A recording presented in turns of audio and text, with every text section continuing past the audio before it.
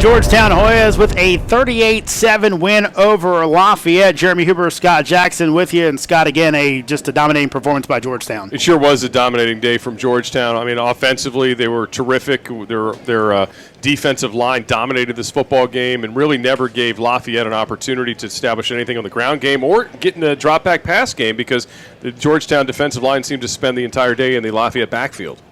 Let's go ahead and take a look at some highlights from this matchup as Georgetown, again, victorious by a 31-point spread. It started early as Kyle Nolan able to find Matt Buckman. Yeah, that was just a great design play. They got Lafayette's defense leaning one way. Really good downfield blocking by some of the big offensive linemen of the Hoyas who kicked out there. And Buckman did a really good job after the catch, too.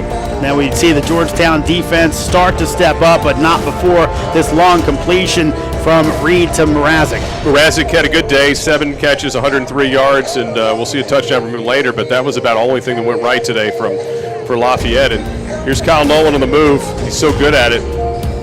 Would hit Jake DeSico for the first down there. DeSico would have some more big plays as the game would go on. Then Joel Campella would start to get a bit of the running game going, though the Hoyas didn't do too much on the ground today. Well, he had an 84-yard day on just 14 carries, but you're right, they were passing the ball so well. This is one of the few Hoyas mistakes we see here in special teams with the muff on the punt by Pretty. Yeah, Pretty unable to go ahead and get that one, but the Hoyas defense would stand up and then block the field goal attempt afterwards, so it didn't hurt them. Then Georgetown would come back again, finding a way to get the ball out to Campella. He had, I believe, over 100 yards total offense in this game. Yeah, Campella's so good when he starts getting ahead of steam, and that's what you see there. And this is a nice play as well from Kyle Nolan on the play action, and he used the ref a little bit. DeSico, who was just huge today for them with over 100 yards.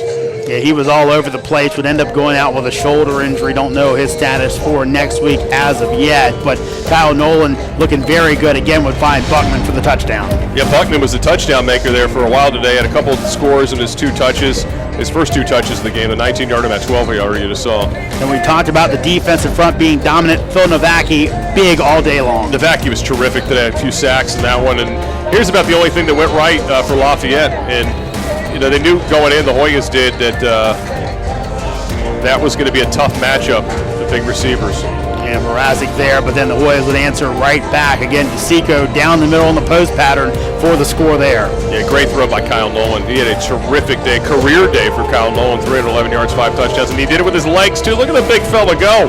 Motors 40 yards in this run.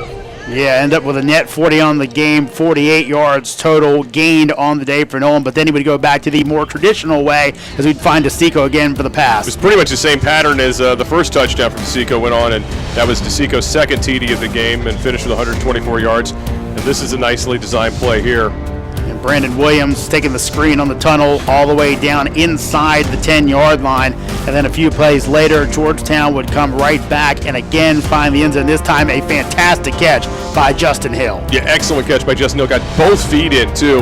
That would have counted on Sundays. And Kyle Nolan just showed you the touch. He showed you his big arm today, showed you his athleticism, showed you the touch. He had all the tools working. And a career day, again, 311 yards. Becomes Georgetown's all-time leader in completions.